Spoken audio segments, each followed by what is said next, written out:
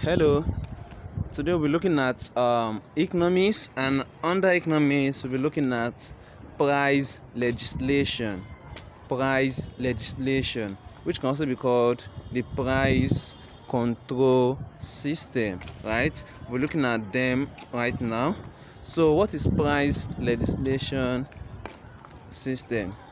So the price legislation system, which is also called the price control policy, is a policy of the government to or its agency to fix prices of essential commodities, right? It is a policy of the government to regulate, to fix, right, to control the prices of what essential commodities in the society.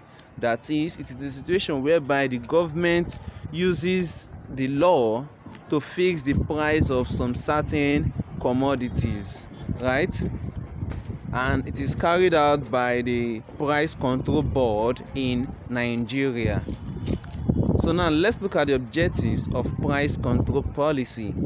The objective of price control policy is that one, it is to prevent exploitation of consumers by producers. One is to prevent consumers, to protect consumers from exploitation by producers.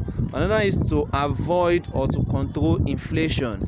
Inflation means the consistent increase in prices of goods, right? So this price legislation is set up in order to control inflation. Another one is to help low income earners to earn more. Low income earners to earn more, whereby we have high income earners, they are already at the top. So instead of them for earning more and more, the price policy is to ensure that low income earners too are also what earning. Another one is to control the profit of companies, especially monopolistic companies, that's private sectors, right? To control the profit, so that they will not be exploiting consumers. Another one is to prevent the fluctuation of prices of some products, such as agricultural product, to prevent the fluctuation of prices, right? The price will increase today, tomorrow it will decrease, tomorrow it will increase, keep on increasing like that. So to prevent such fluctuation in prices, the price control board is set up to fix prices of certain goods. Another one is to stabilize the income of producers, so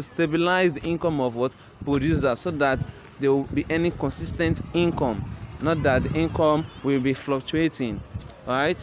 Also, to make possible planning for future output, to be able to forecast for future output. So now let's look at the types of price control policy, right? There are two types of price legislation, which is the minimum price policy and the maximum price policy.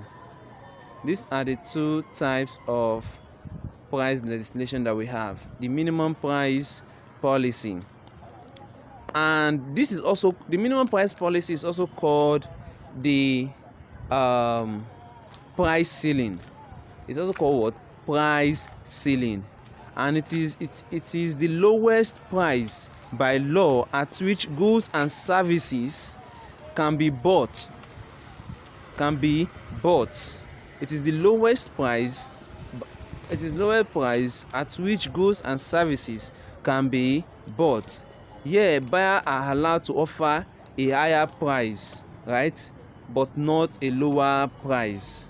Okay, the main purpose is to allow workers a certain level of income, especially during inflation, to protect agricultural products against a fall in income due to a larger harvest, right? So minimum price control policy, which is also called price ceiling, is the lowest price by law to which goods and services can be bought. Now, the essence of this policy is to protect consumers. Protect consumers.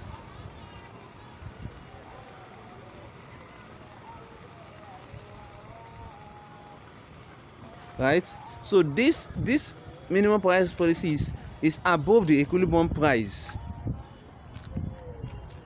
It's above the equilibrium price.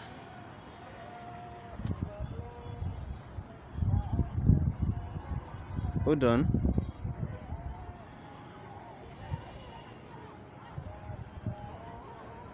Okay. The minimum price policy is to protect sellers, right? Is to protect sellers rather, not consumers, right? It is the minimum price which is above equilibrium. It is the price at which sellers can offer their products, right? Say it is what the minimum price is usually above the equilibrium price, right? Thus, supply tends to be greater than demand, leading to excess supply, that is an increase in unemployment in the case of labor, right? So to understand what minimum price is all about, okay, to get this, the minimum price policy is stating that goods and services, there is a minimum rate at which goods and services can be bought. The minimum wage or rate at which goods and services can be bought, right? Okay, so the government has set a specific price that these goods can be bought. For example, if you look at this graph now, you see P1 and P2, right? P1 and P2. We have Q2 and Q3, right? You see that P1 increases to P2, right? And Q2 increases to Q3, right? And there's an excess of supply. Do you see now? There's excess of supply. So that point at the excess of supply, right, below the equilibrium. The equilibrium is where demand and supply meet. That's the equilibrium, where demand and supply meet. So from that range downward, right, is the minimum price policy, right? That's the minimum price at which goods and services can be bought, right? And it's for what? To encourage the suppliers. While the maximum price policy, which is also called the price floor, is the highest price by law at which goods and services can be sold. The highest price at which goods and services can be sold. Here now, it is protecting customers, right? It's protecting customers. It's telling that sellers cannot sell above this price.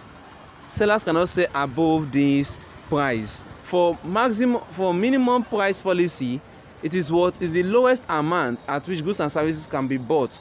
That means it is the lowest amount that consumers are going to buy that product, right? Consumers are going to buy. That's the lowest amount. They cannot go beyond that amount, right? So it's to protect the sellers. The minimum is to protect the seller. It's telling that, okay, they can sell. Let's say the minimum price policy is 15 naira, right? That means the seller can sell from 15 naira upward. They can sell from 15 naira upward, right? They cannot go below 15 naira. So any buyer can negotiate from 15 naira upward, right? But for maximum price policy, it is the highest price by law at which sellers can sell their goods, right? That means if the price is 15 naira for maximum, if the government sets the maximum price for a goods to be 15 naira, that means they cannot sell more than 15 naira. They have to sell from 15 naira downward. That's what maximum price policy. I hope you understand the two scenarios now. Okay, so that's it. Then let's look at this thing. You see now, excess demand. This is when there is excess demand. So since there is excess demand, right, so the government will now set a policy that since there is excess demand, sellers cannot sell more than this price.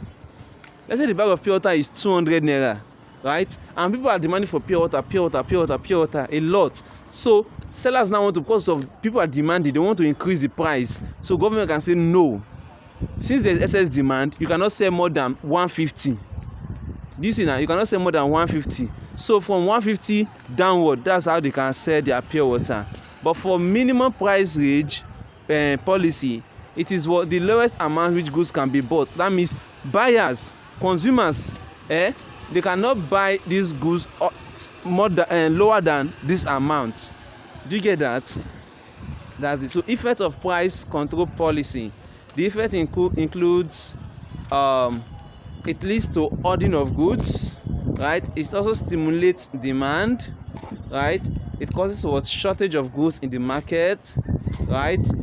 It makes people to buy with the black market, right? Not from the original source. It also causes what? Reduction in supply. It also leads to corruption, bribery, and the likes, right? These are the effects of price control policies. So that will be all. If you have any question, let me know.